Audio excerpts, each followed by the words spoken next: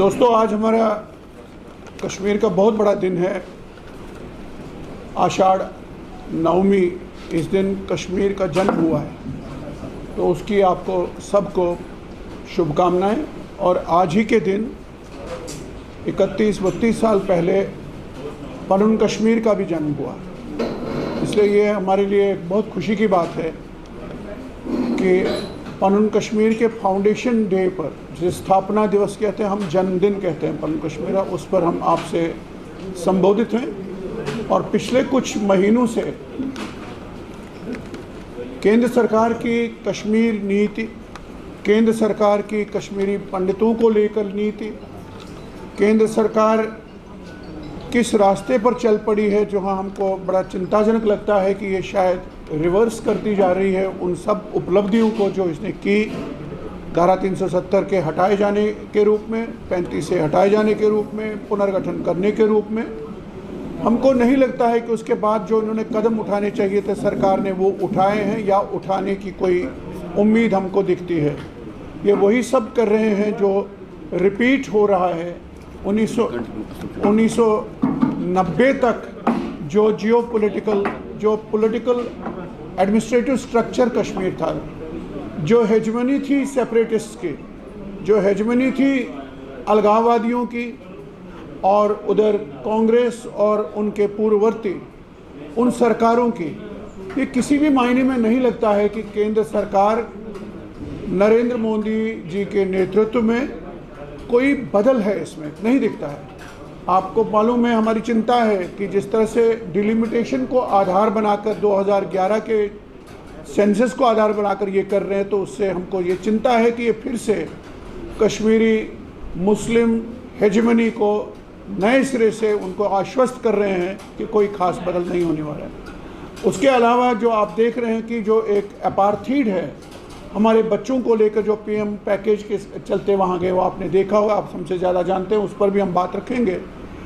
इसके अलावा जो हमारी चिंताएं हैं, जिस तरह से अमेरिकन फोर्सेस अफ़गानिस्तान से बाहर निकली हैं, उसका क्या इम्पैक्ट आने वाला है हमारी जम्मू कश्मीर की सुरक्षा पर, एकता अखंडता पर।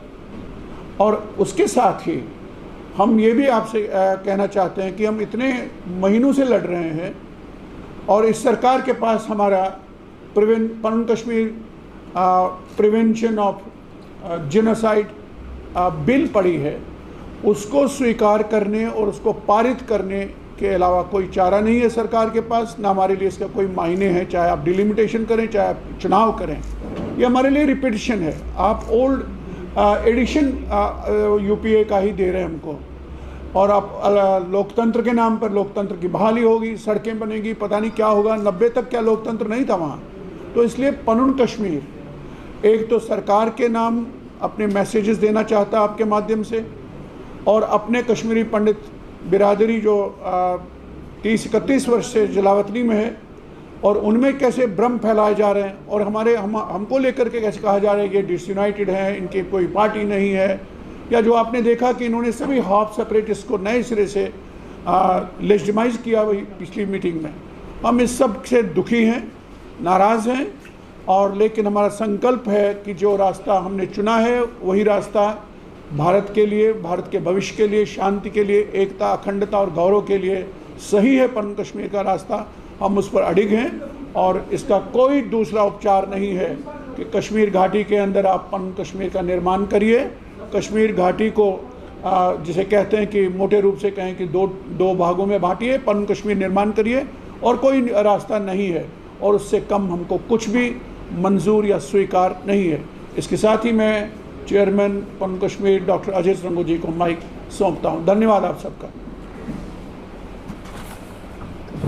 धारा 370 के निरस्त होने के बाद और जम्मू कश्मीर के पुनर्गठन के बाद जो ये लगभग 1.5-2 साल का टाइम है, इसके बारे में हमारा क्लियर एक मानना है कि जो धारा 370 के हटने के बाद अच्छा हो सकता है, वो भारत सरकार ने पिछले 1.5-2 साल से जो पॉलिसीज चलाई, उसके कारण वो खुद ही नकार दिया उनको।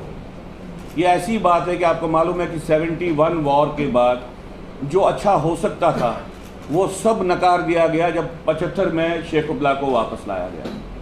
पिछले 2 साल में धारा 370 के निरस्त होने के बाद और 335A के एब्रोगेट होने के बाद जो भी गवर्नमेंट की पॉलिसी रही है, थोड़ा सा एक ब्रीफ पीरियड मुर्मू जी का रहा जहां पे हमको लग रहा है कि एक सही दिशा में सरकार जा रही है। बाकी सारे पीरियड में वो सब कुछ हुआ जिससे मोदी जी के जो भी कदम उन्होंने उठाए यहाँ पे उनको नकारा गया हर एक स्तर पर।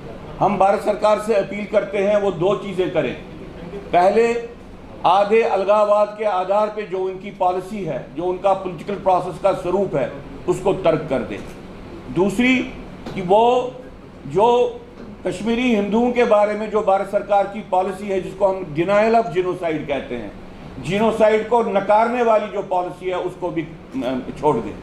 अगर वो ये नहीं करेंगे, ये 2 चीज़ें नहीं करेंगे, अगले आने वाले समय में जम्मू कश्मीर में धारा 370 के हटने के बावजूद भी यहाँ पे अलगाववाद उस तरीके से खड़ा होगा जिसकी कल्पना उनको नहीं है।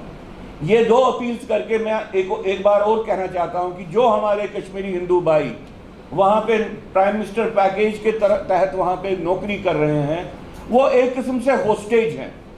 उनको नॉर्मल एम्प्लॉयज के भी कोई अधिकार नहीं है।